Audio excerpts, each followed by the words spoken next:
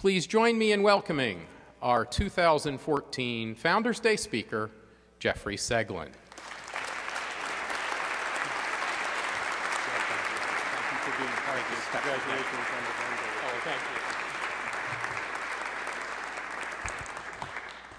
Good morning. When President Miller asked me if I would speak on Founders Day, I reminded him that I was not an Alexander Campbell scholar. I wasn't a church historian, I wasn't a minister, and I'm not a Christian. He was quick to remind me, I know who you are.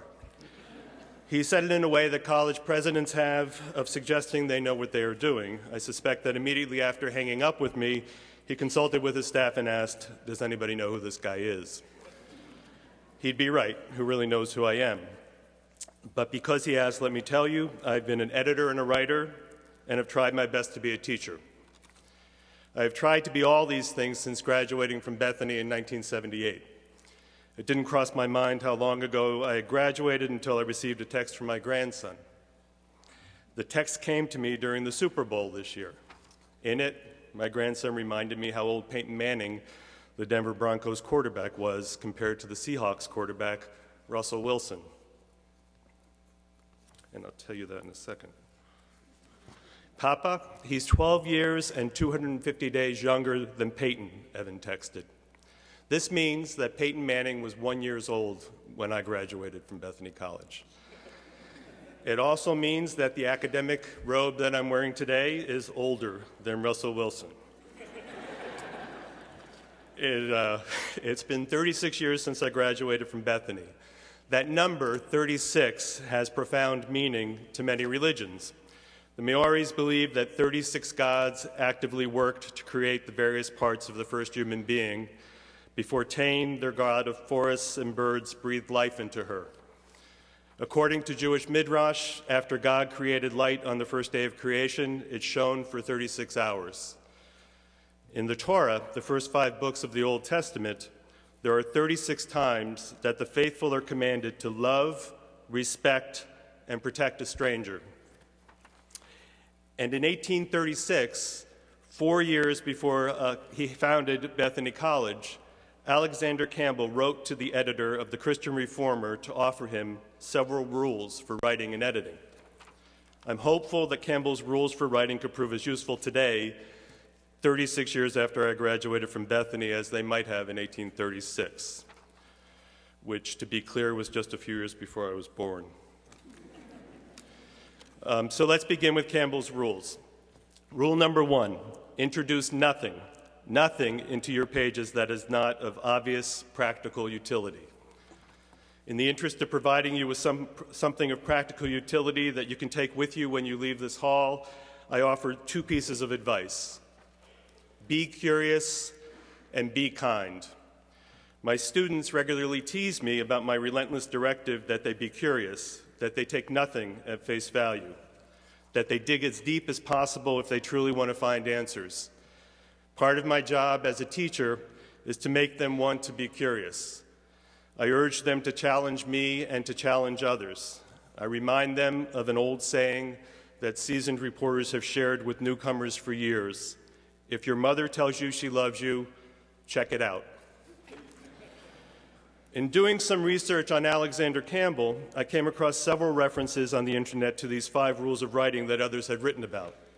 Fortunately, I now teach at a place that not only owns one of the only 48 Gutenberg Bibles known to be in existence, but also owns one of the only 6 complete sets of the Christian Reformer.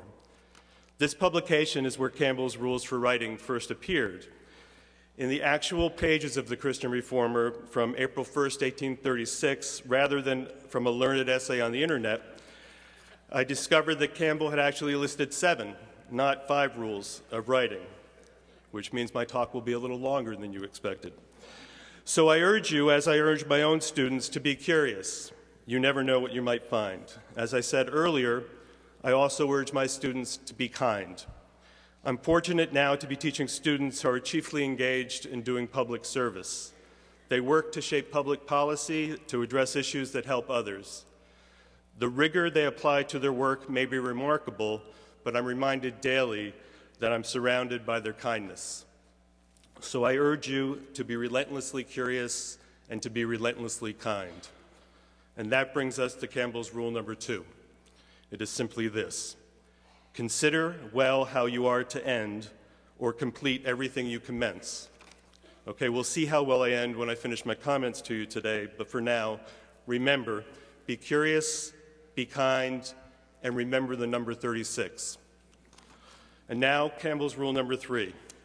Remember, many readers have minds. Therefore, give a reasonable variety.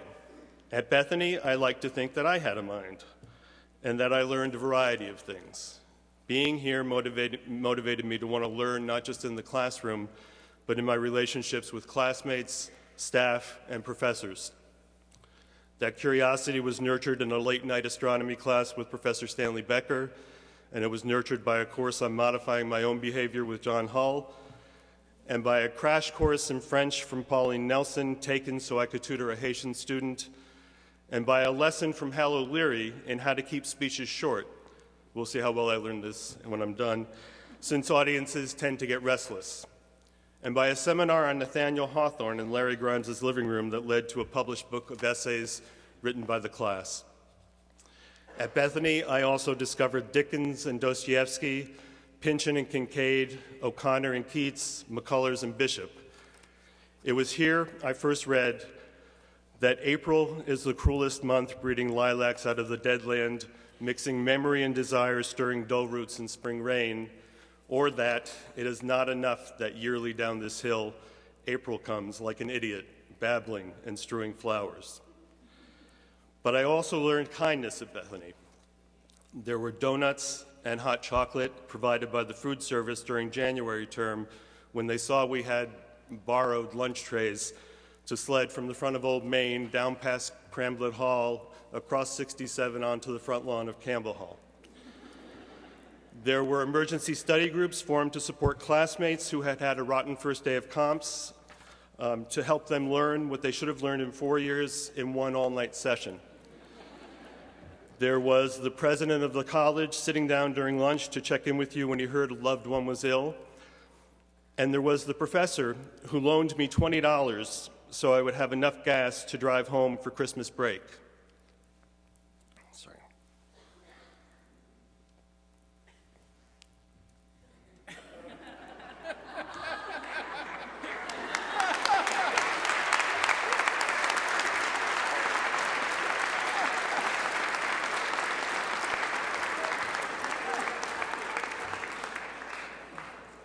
Then we have Campbell's rule number 4.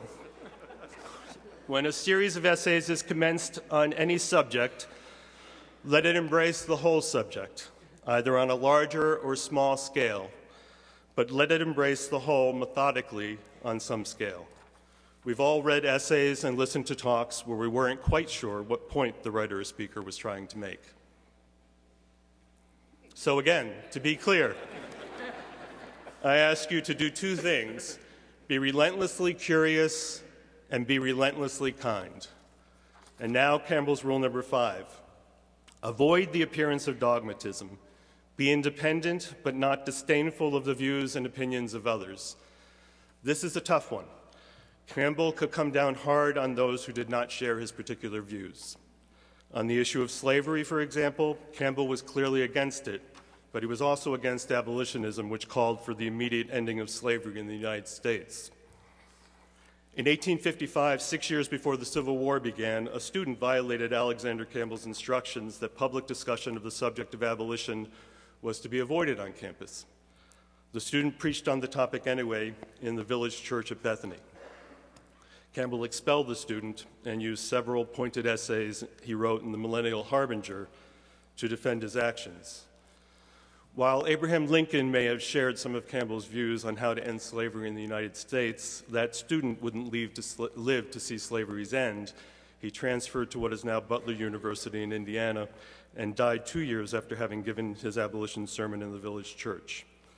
But Campbell could also show kindness and respect for other people's opinions, even when they differed from his own.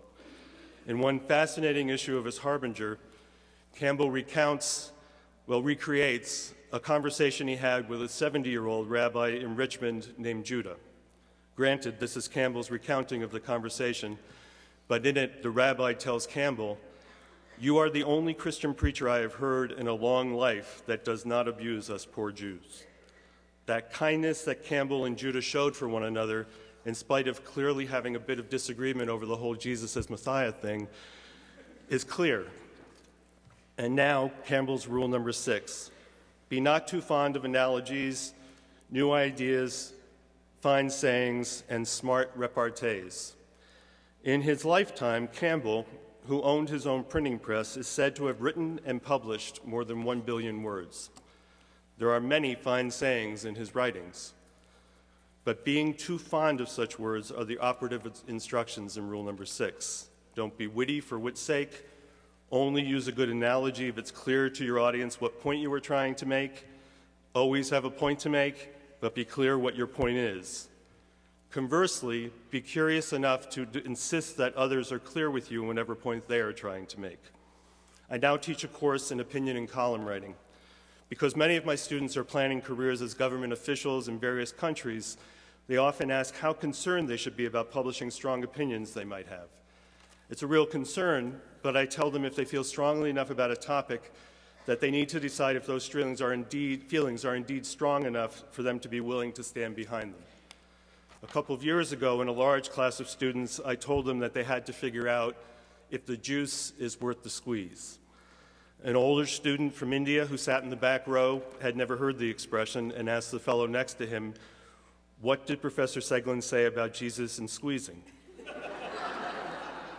Without hesitating, the student next to him answered, "Professor Seglin said you should never squeeze Jesus." Overhearing them, I tried to clarify by suggesting that I hadn't said you shouldn't squeeze Jesus, although that's probably good advice as well. It was on me to make clear the point I was trying to make about taking risks with publishing strong opinions. Had I been less fond of weaving smart repartee into my lecture, my student would have been less confused. As others hold you accountable to be clear about what you mean, hold others accountable to be clear what they mean. And finally, Campbell's rule number 7. Be assured that moral influence depends on moral goodness, and therefore our reputation for moral goodness is essential to moral usefulness. We must show a good spirit as well as good arguments. And this brings us back to my advice to be curious and to be kind, and that you remember the number 36. Let me tell you another story about my grandson, the one who reminded me just how old I was during the previous Super Bowl. A few years ago, when he was 12, Evan was into collecting autographs from sports figures. He had saved up his money and paid for a ticket to get the autograph of Patrice Bergeron, a hockey player with the Boston Bruins. Right before the signing, we got word that Evan's other grandfather had died unexpectedly and suddenly. Evan's father, my son-in-law David, called to ask me if my wife and I would go to the Bergeron signing, while David and Evan, his brother Lucas, and my daughter Bethany flew to Chicago where Evan's other grandfather had lived. Of course, we said we would. When Evan was in Chicago for the wake, he called me and asked if I would be willing to see if Bergeron would talk to him on the phone during the signing. Given that there would be several hundreds of people at the signing, I didn't think it possible, but I told Evan I would try. Of course, I had no idea who Bergeron was, nor did I know anything else about the Boston Bruins, or about hockey, for that matter. But after doing some digging, I found out some details and also discovered that a week before the autograph signing event, Bergeron's grandmother had died. I called the owners of the store where the signing was to take place, told them Evan's story, and asked if they might be willing to ask Bergeron to talk with Evan on the phone. The owners of the store were moved, but said that they were pretty sure Bergeron's manager wouldn't want to slow down the line at the signing. So we left it at that and just hoped we could actually get Bergeron's autograph. When we arrived at the signing event, we could see that they were moving people through the line fast. Bergeron's people were taking fans' memorabilia for Bergeron to sign while the fans were in line. They were asking us silver or gold to see what color ink each fan wanted Bergeron to use to sign whatever stuff we had brought with us. When we got close, we called Evan on our cell. My daughter had known we'd be calling, and Evan was in a waiting room at the funeral home in Chicago. As we came to the table, I saw Bergeron's manager, a gruff-looking guy who was all business. With phone in hand, I started to say to the manager, "My grandson just lost his other grandfather," but was cut off when the manager said, "You're that guy? Give me the phone." The manager took the phone, shoved it over to Bergeron, and said, "Talk to the kid." And they talked, and they talked, and they talked some more. Clearly, Patrice and his manager had been filled in, and they took the time to talk to Evan. Toward the end of the conversation, I heard Bergeron say to Evan, "I'm sorry for your loss."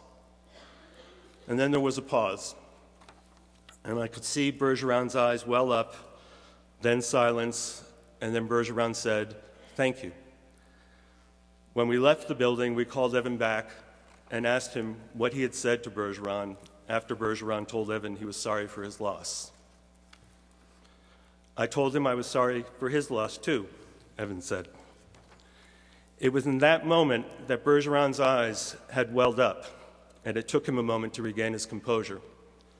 I wished that I had had the presence of mind to show the moral goodness each of them showed to one another in that moment. And finally, that brings me back to the number 36.